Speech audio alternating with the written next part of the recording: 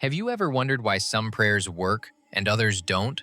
Why one exorcism ends in peace and another ends with screams that echo long after the priest is gone?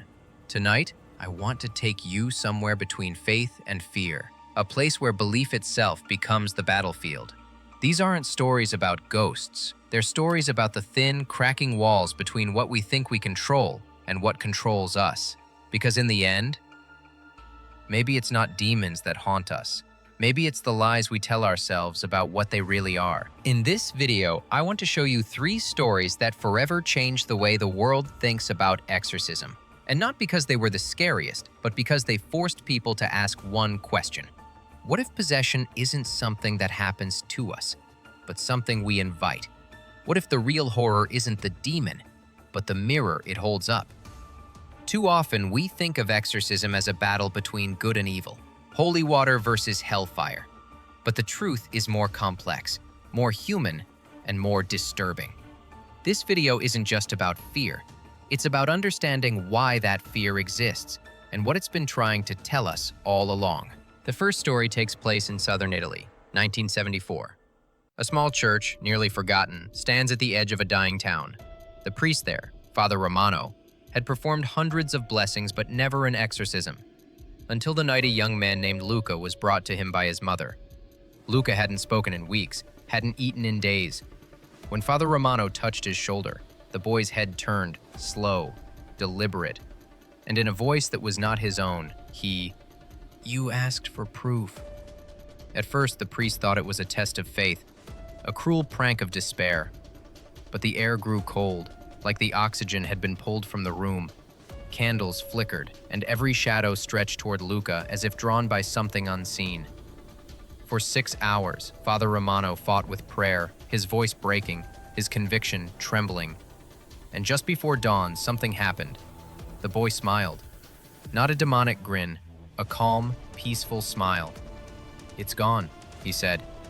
But later, the priest discovered something horrifying. The next morning, the church bell rang at 6 a.m. by itself. Father Romano had died in his sleep, heart stopped, hands still gripping the crucifix. The Vatican called it natural, but Luca claimed something else. He took it with him.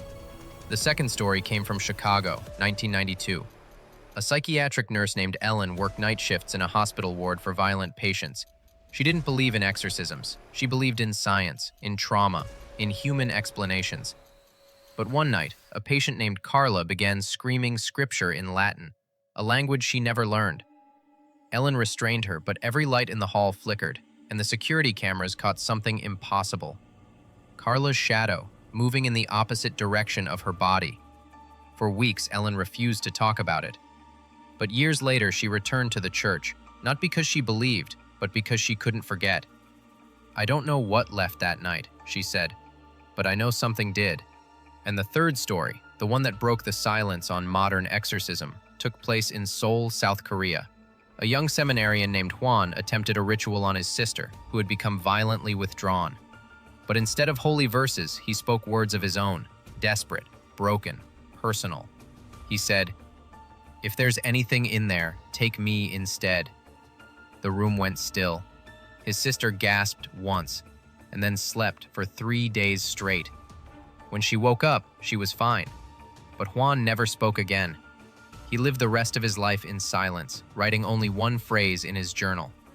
It wasn't a trade. It was a reminder. What do these stories have in common?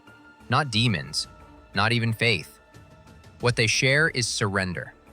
Every person, the priest, the nurse, the brother, faced something beyond control. And instead of running, they offered something of themselves. That's what exorcism really is. Not banishing darkness, but accepting it long enough to transform it. The rituals, the holy water, the prayers, they're not weapons. They're mirrors. They reveal the parts of ourselves we've tried to bury. You see, possession isn't always supernatural. Sometimes it's emotional. We can be possessed by anger, grief, addiction, guilt, things that whisper to us in our own voice. Things that make us forget who we are. Real exorcism is the moment we stop denying that voice and start listening to what it's been trying to tell us.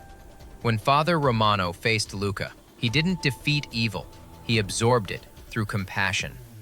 When Ellen met the impossible, she realized that some wounds can't be reasoned away.